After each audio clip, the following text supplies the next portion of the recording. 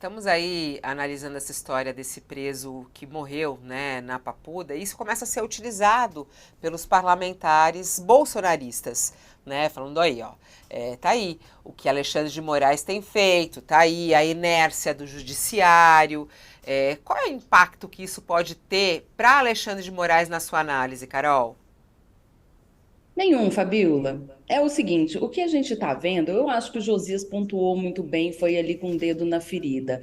O que a gente está vendo são bolsonaristas defendendo os direitos humanos dos presos. Por que que isso não aconteceu antes do 8 de janeiro? Assim, esse episódio que aconteceu na Papuda, é lamentável o sujeito morrer, o sujeito ter reportado esse problema de saúde e nada ter sido feito. Isso acontece no Brasil inteiro, com todos os presos, entende? Isso é uma realidade do sistema prisional brasileiro que precisa ser resolvida como um todo e não pontualmente em relação a réus do 8 de janeiro. Eles também, mas os outros presos também, que estão ali anônimos, que a gente não conhece a história e que passam por histórias semelhantes, estão vivendo isso cotidianamente. A gente vê essas inspeções que tem nos presídios, as pessoas vivem em estado medieval. O Supremo Tribunal Federal ele já declarou o estado de coisas inconstitucional dos presídios brasileiros. Só que o legislativo e o executivo, que é a quem cabe essas políticas do sistema prisional, não têm priorizado esse público ao longo dos anos, seja lá qual governo for, especialmente no governo Bolsonaro. O discurso do Bolsonaro sempre foi de que os bandidos tinham que ser presos e que não tinham nada que reclamar das condições dos presídios, que isso era coisa de direitos humanos, isso era coisa da esquerda, e agora a situação, o jogo virou, né, pelo que a gente estava vendo. Como o Josias disse, 25% dos presos do Brasil são presos provisórios, ou seja, são aqueles presos que ainda não têm uma condenação definitiva, mas que aguardam na prisão o julgamento. Então, assim, existem 210 mil pessoas nessa condição no Brasil. É claro que muitos desses casos, talvez fosse o caso desse réu que morreu, poderiam ficar em casa sob monitoramento eletrônico, poderiam ser monitorados de outras formas que não o sistema prisional, que está cheio, que são calabouços, que não tem estrutura para suportar esse tanto de gente. Existe a superlotação, existem as condições insalubres que essas pessoas vivem,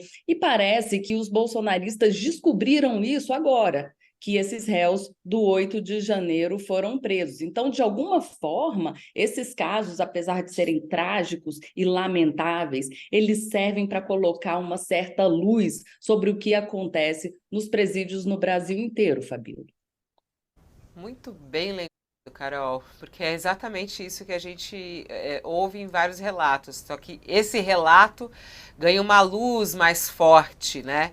E você, Thales, como é que você vê esse episódio que tenta atingir aí Alexandre de Moraes na avaliação da Carol? Não vai atingir em nada Alexandre de Moraes. Você vê alguma responsabilidade do Supremo na morte desse preso?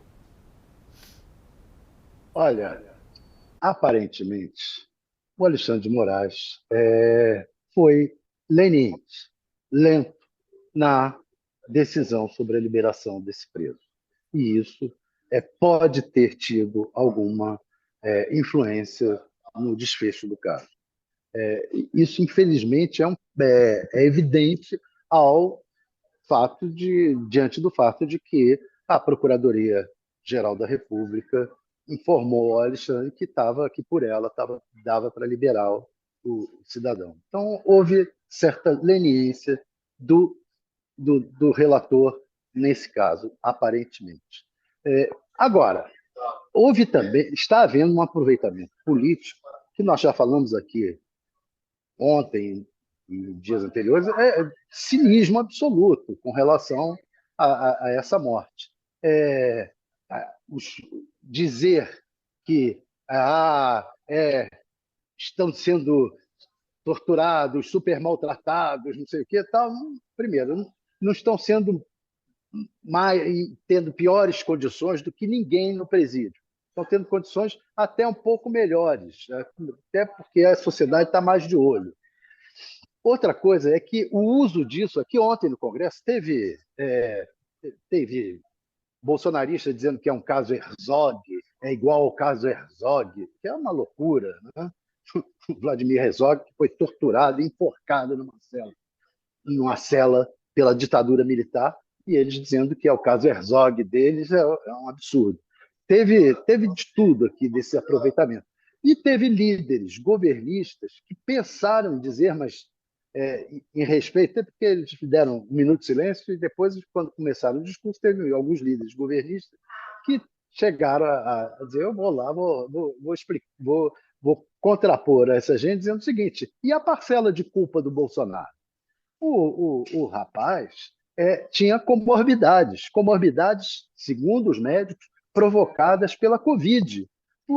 Então, ele acreditou na, no bolsonarismo, contra a vacinação, contra tudo, que pode conviver, andar sem máscara, tudo isso, e pegou Covid. A Covid não era uma gripezinha, não era uma gripezinha, era um problema que matou 700 mil pessoas no Brasil, e ele, infelizmente, foi também uma das vítimas da Covid, não só da Covid, como da leniência judicial. Ele foi vítima, ele é uma vítima.